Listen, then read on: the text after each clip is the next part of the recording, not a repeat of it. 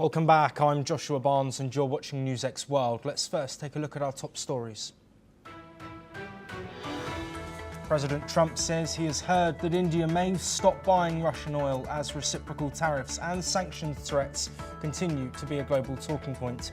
Meanwhile, German Chancellor Friedrich Merz says negotiations on steel export quotas will take place. Russia says that 3 people have died in Ukrainian strikes on the country, as reports suggest fierce battles are taking place in the Donetsk region. It comes as Zelensky says that there was no military purpose for what he described as brutal Russian strikes on Kyiv. Well, it comes as US President Donald Trump says he's positioned 2 nuclear submarines in response to war threats from Russia's former president. Trump and Dmitry Medvedev have traded taunts in recent days. The United States has promised a Gaza food plan after Middle East envoy Steve Witkoff visited a site in the enclave. This comes as both Spain and France carry out their first aid airdrops in the Strip, as the Hamas-run Gaza Civil Defense says that at least 22 Palestinians have died from Israeli fire.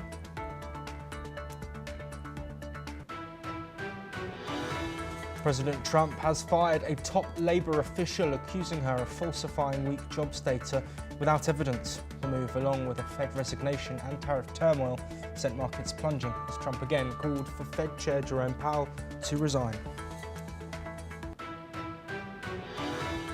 Colombia's former president Alvaro Uribe has been sentenced to 12 years of house arrest. The judge found him guilty of bribing a witness and abusing legal procedures in a case dating back over a decade. A gunman has opened fire at the Owl Bar in Anaconda, Montana, killing 4 people. Police identified the suspect as a local military veteran, which has also triggered a widespread manhunt. And Ghislaine Maxwell has been transferred to a lower security facility in Texas to continue her 20-year sentence. The move follows a meeting with a top US official probing others involved in the Jeffrey Epstein case. But we start this hour with trade, as US President Donald Trump says that he has heard that India would no longer be buying oil from Russia. This comes as India is actively engaging in trade negotiations with the United States, with a US delegation set to visit New Delhi later this month to discuss key issues, including trade relations. Trump's comments follow his imposition of 25% tariffs on Indian goods, as well as unspecified penalties on India's purchase of Russian oil and military equipment. According to reports, at least 2 vessels loaded with Russian oil bound for refiners in India have diverted to other destinations following the new US sanctions. Let's listen to what the US president had to say. Well, I understand India no longer is going to be buying oil from Russia. That's what I heard. I don't know if that's right or not, but that's a good step. We'll see what happens. Well, staying on the topic of trade, and German Chancellor Friedrich Merz has said that the European Union will negotiate with the United States on steel, focusing on quotas that can be exported without tariffs that are too high. This comes after Trump imposed 15% tariffs on most EU products, with negotiations open for certain sectors, including steel and aluminium, which carry 50% tariffs. Merz has described the agreement as painful for the entire European industry, but said that the EU was not in a position to trigger a full-blown trade dispute. Let's take a closer look at what he had to say.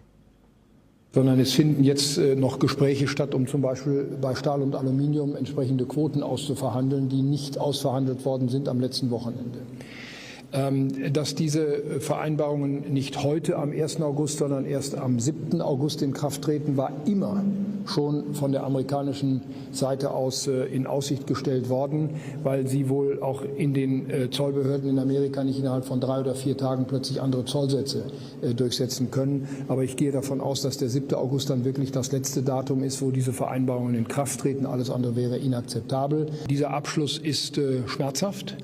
nicht nur was die Stahlindustrie betrifft, sondern was die gesamte europäische Industrie betrifft, zeigt aber auch, in welcher Verhandlungsposition wir waren. Und ich will alle denen vehement widersprechen, die jetzt glauben, im Nachhinein erklären zu können, was man alles hätte besser machen können. Wir waren nicht in einer Verhandlungsposition, um einen handfesten Handelsstreit vom Zaun zu brechen. Da hätte es nur Verlierer gegeben und der größte Verlierer wären wahrscheinlich wir, die Europäer, gewesen.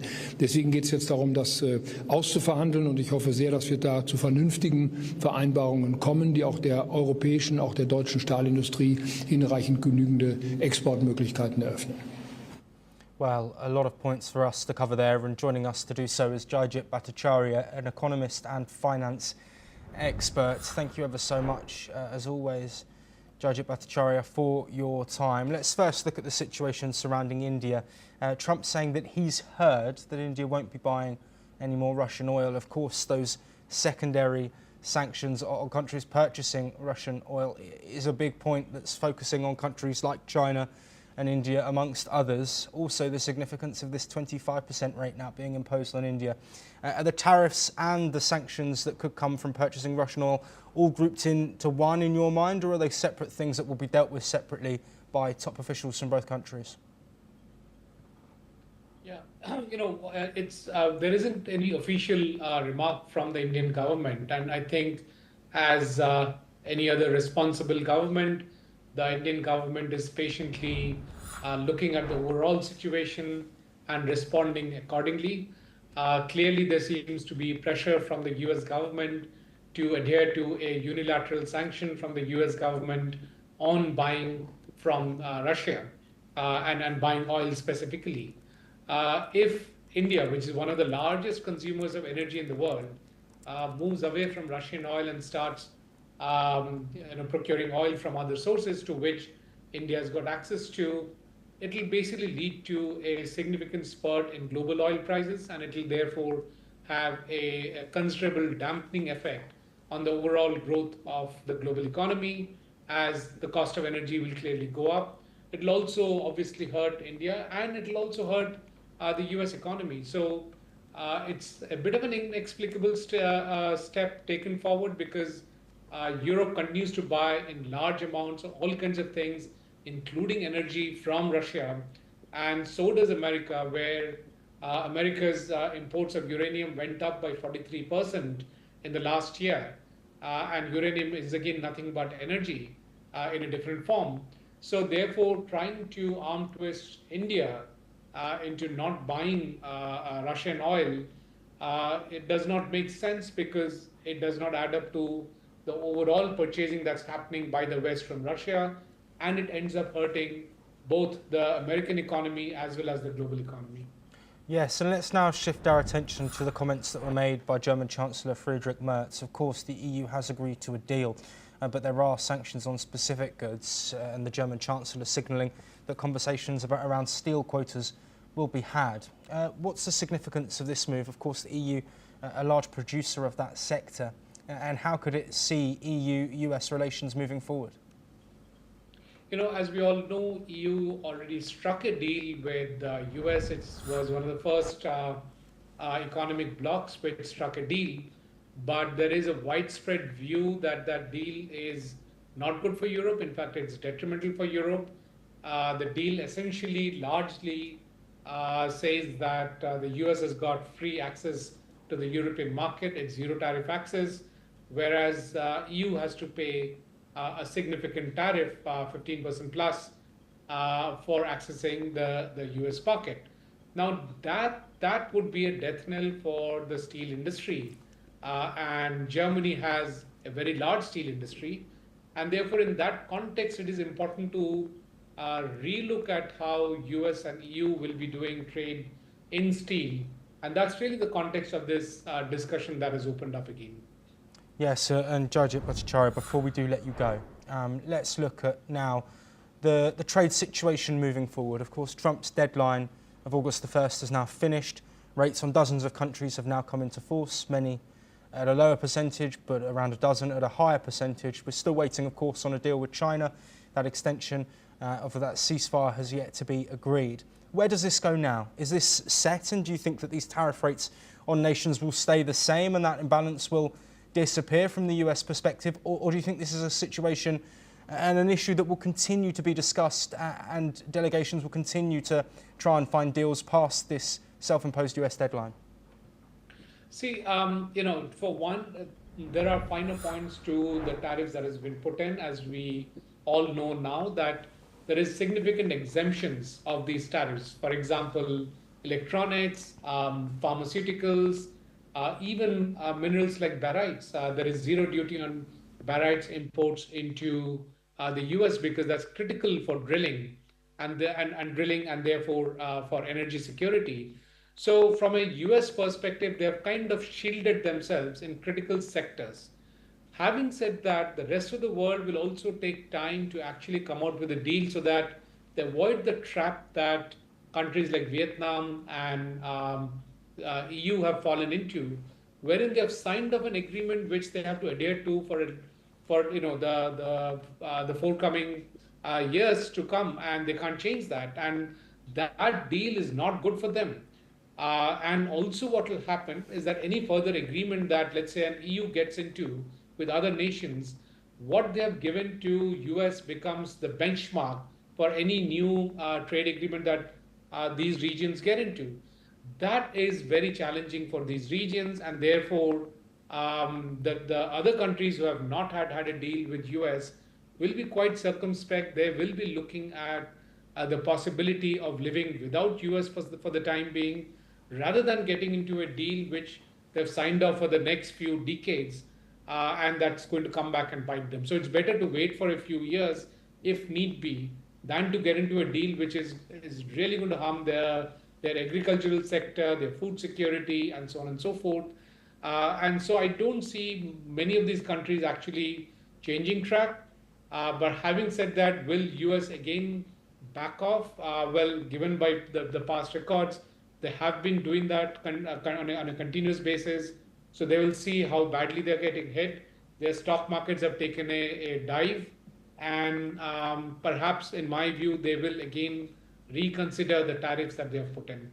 Jayjit Bhattacharya, as always, thank you ever so much for your insight there. All of those discussions that are still ongoing, we will continue to bring you updates from here on NewsX World. But we now move away from North America and to Europe, where tensions are escalating as Ukrainian drone strikes have reportedly killed 3 people and wounded 2 others overnight in western Russia. That's according to regional officials. In Penza, a drone struck an industrial site, killing a woman and injuring 2. Separately, 1 man was killed in the Rostov region and another in Samara after debris from a drone ignited a fire at his home. Meanwhile, war is intensifying in eastern Ukraine, with both Russian and Ukrainian forces reporting clashes in the Donetsk region. Russia claims it has captured the key town of Chazov Yar while pushing toward Pokrovsk. However, Ukraine firmly denies the capture and says its forces repelled over 40 Russian attacks in the area just in the last 24 hours. Military analysts warn that losing control of Pokrovsk could weaken Ukraine's defensive line and open the door for further Russian advances in the east. Well, with us to discuss these developments from the Russia-Ukraine conflict is Professor Veselin Popovsky, a professor and vice dean at the Jindal Global Law School, who's joining us live from Bulgaria. Professor Popovsky, as always, a pleasure to have you on the programme. Of course, drone strikes that killed dozens of people in Kyiv and hitting other parts of Ukraine. Now a strike from Ukraine on Russia that's killed a lower number of people but still reported casualties. How close are we to this stopping, and what needs to be done to stop this killing on both sides now? Both countries say they want peace. Both countries sit and have conversations. With Turkey, no peace is any closer. Further strikes, further deaths reported. Where do we go from here? Yes, Joshua. Difficult question when the peace will come. We've seen a lot of efforts over the last months and not much of a progress. But I wouldn't equalize the blame to both Ukraine and Russia. Ukraine is the cooperative part in all of this. Ukraine, following the US administration, agree on unconditional 30-day ceasefire a long time ago, 5 months ago. It is the Russian Federation which is non-cooperating here. And the hopes are that the ultimatum that the US president gave some days ago, and it is 10 or 12 days deadline for Russia to cooperate, may exercise some pressure on Russia, including the secondary sanctions you just mentioned in the previous news, that the pressure on India to stop buying Russian oil and gas can also exercise that necessary pressure on Russia to cooperate and to drop its ridiculous demands for the negotiations in Istanbul and take a little bit more. Again, I'm skeptical, but the hopes are that with sanctions and with support for Ukraine, Russia will finally give up its aggressive stand. Professor Popovsky, let's look at the action on the battlefields now as well. Russia, as they have been in recent weeks and months, saying that further gains have been made. And what's the significance if they do take Pokrovsk in the east of Ukraine in terms of potential movement forwards? I don't think that will happen. Russians are trying to report to Vladimir Putin some good news every morning, and that's why they always will say that they capture Chasiv Yar or they capture another village. And they said this for 30, 40 times already over the past months, that they are near Pokrovsk. At one point they said, we have already soldiers in the center of Pokrovsk. All of these are manipulations and lies. I don't expect Russia to capture Pokrovsk soon. The summer is almost gone, and Russia in this summer offensive couldn't achieve anything significant. Pokrovsk is important, you are right, Joshua. It's a hub for transportation in eastern Donetsk. But exactly because of that, the Ukrainians are defending it very well. And again, I'm not expecting Pokrovsk to fall in Russian hands very soon, which, by the way, explains everything, because Russia doesn't really advance much against many statements from Kremlin and Moscow. Russia is stuck in this war, losing 1,000 soldiers daily sometime, and didn't even, well, they talk about Pokrovsk for more than a year now. From last summer, they are always capturing Pokrovsk, and it's still in Ukrainian hands. That very much explains the total dysfunction and failure of the Russian army in Donetsk. And Professor Popovsky, as we look towards the end of our briefer discussion here, of course, fighting on the battlefield, strikes in the air and on civilian infrastructure potentially is one thing, but I want to loop back to diplomacy. I mentioned those conversations that have been had earlier on between Russia and Ukraine, 3 rounds mediated by Turkey, a threat from Donald Trump, but it seems that we are no closer to peace. What else is needed other than rhetoric and meaningless conversations, which on the face of it, these prisoner of war exchanges, the 3 direct meetings, seem to be in regards to peace? Yes, these are very minimal achievements over the last 3 rounds of negotiations. Prisoners of war exchanges happen all the time between adversaries in every war. So it's not much. You don't need a high-level peace negotiations to achieve prisoners of war. This can be done by the generals in the battlefield alone. They don't need a highly political forum like this in Istanbul. So it's very disappointing that for 3 rounds of negotiation, as you said, Joshua, in Istanbul, we don't have much achievement. And again, the hopes are that under pressure from US administration and other countries in Europe, Australia, South Korea, Japan, and Canada, Russia will be under pressure, including the economic failure of the Russian economy is not in a good shape. So it will be a domestic economic pressure. It will be international pressure from many significant players like United States, European Union, and others, for Russia to finally agree on a ceasefire and hopefully another round of negotiation in Istanbul. So pressure on Russia, sanctions on Russia, support for Ukraine. This is what needs to be done. Professor Popovsky, as always, thank you ever so much for your time and your insights. Any further diplomatic efforts in regards to the Russia-Ukraine war, we will bring you those here on NewsX World. But we move on now, and former Colombian President Alvaro Uribe has been sentenced on Friday to 12 years of house arrest after being convicted of abuse of process and bribery in a 13-year witness tampering case tied to right-wing paramilitaries. Judge Sandara Liliana Herrera also fined the Uribe $578,000 and barred him from public office for more than 8 years. Uribe, who maintains his innocence, says he will appeal. The ruling makes Uribe Colombia's first ex-president convicted at trial and comes ahead of the 2026 elections, where several of his allies are running. The case stems from allegations his lawyer bribed jailed paramilitaries to discredit testimony linking Uribe to their groups. 2 former paramilitaries testified they were offered money to back his version of events. The verdict has sparked political tensions, with US Secretary of State Marco Rubio calling it a judicial weaponization and warned it could affect US aid. Senator Ivan Cepeda, a key figure in the case, urged respect for judicial independence and condemned what he called attempts to bully judges. Let's listen in to that full statement of his. Uribe, a través de sus abogados, ha osado enviar emisarios ante el gobierno de Estados Unidos para buscar que una justa decisión obtenida en derecho se convierta en un motivo de sanción para todos los colombianos a través de acciones ante el gobierno Trump y ante congresistas que le han acolitado su impunidad durante años. Y pedimos ahora que con relación a los magistrados y magistradas del Tribunal Superior de Bogotá no comience una nueva sesión de matoneo, de presiones en el extranjero y de búsqueda de generar un resultado favorable luego de 8 decisiones judiciales que lo...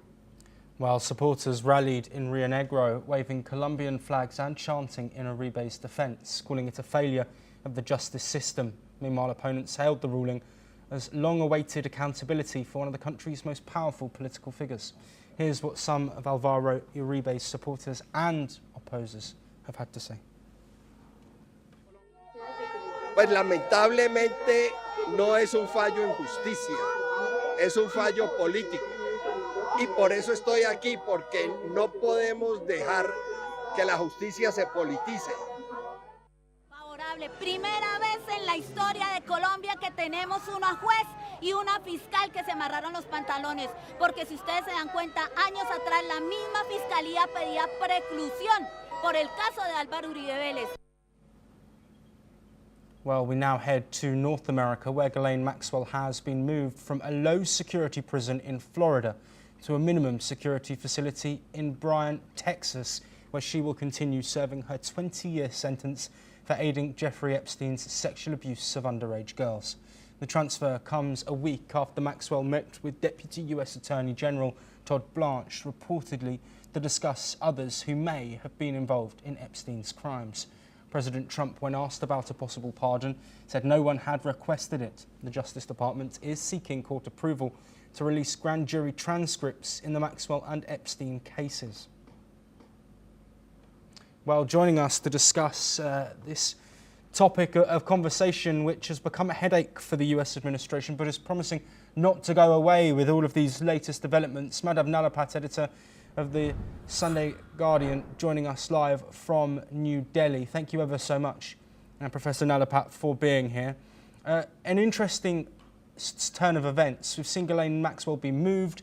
She's been moved to Texas. Obviously, that conversation with top officials from the US taking place. Where does this go next, and how could it impact Donald Trump?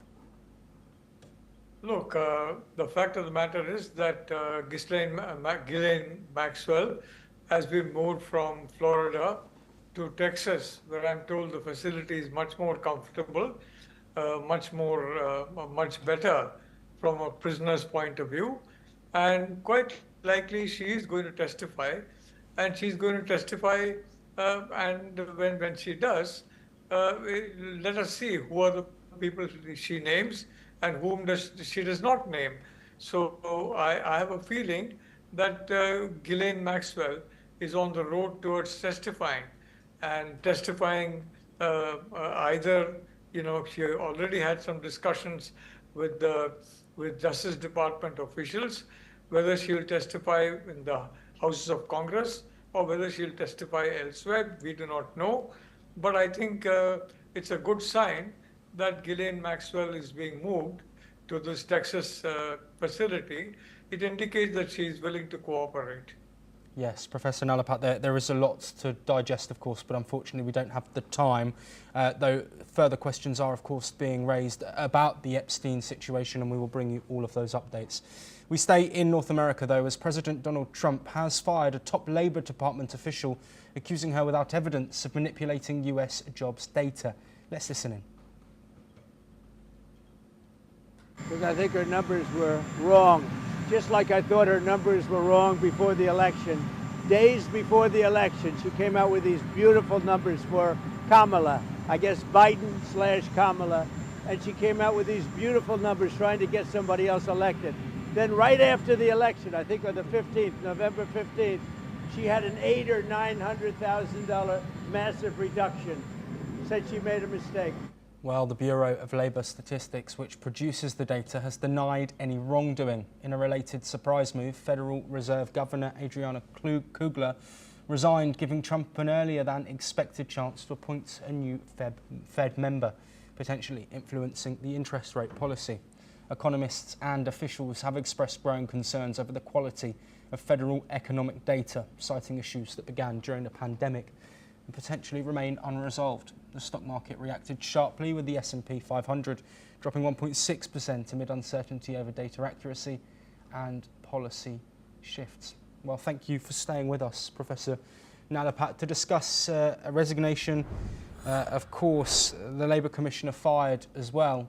Is this Trump just continuing with his mantra, which is, I will get what I want, how I want it, and as soon as I want it?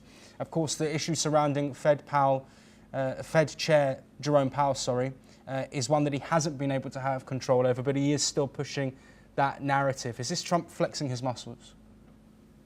Look, I'd like to say that data that is credible, data that is accurate, is absolutely central to any economy, central to global belief in the economy, and central to the belief of investors, whether small or large, in the economy. So in my personal view, I think President Trump needs to stay away from interfering with data, because there is unfortunately a perception that he's trying to fudge data. He's trying to basically ensure that negative data is not made public, and that the data that's made public puts him in a positive light.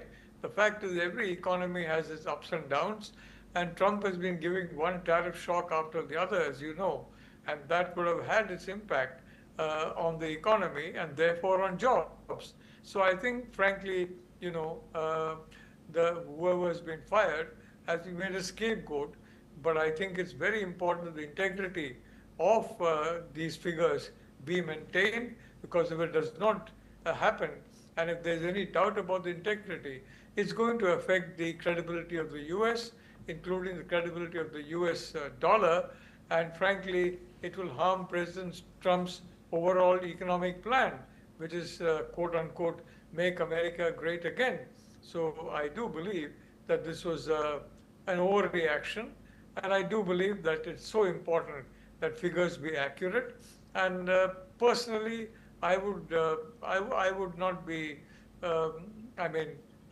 surprised if the official who was fired was correct in saying that the figures were right, and there is no question of any of the figures going wrong. Thank you. Yes, Professor Nalapat, thank you ever so much for your time. We are just briefly showing a graph here which is highlighting those data sets. Of course, lots of controversy surrounding these decisions will be across those. But we finish off today as 4 people have been reportedly killed at the Owl Bar in Anaconda, Montana, after a gunman opened fire at the people. The incident has sparked a city-wide emergency response, forcing temporary closure of businesses. A manhunt is now underway as the suspect is on the run. The Anaconda Deer Lodge County Law Enforcement Center named the suspect as Michael Paul Brown. in a social media post, adding he is believed to be armed and dangerous. Montana Governor Greg Gianforte has said that he is monitoring the response to this incident. While the Anaconda Police Department has not yet issued a formal press release, officials have urged residents to remain indoors and support any suspicious activity. Well, that's all we have time for, but we will be back with more of your latest breaking news from across the world.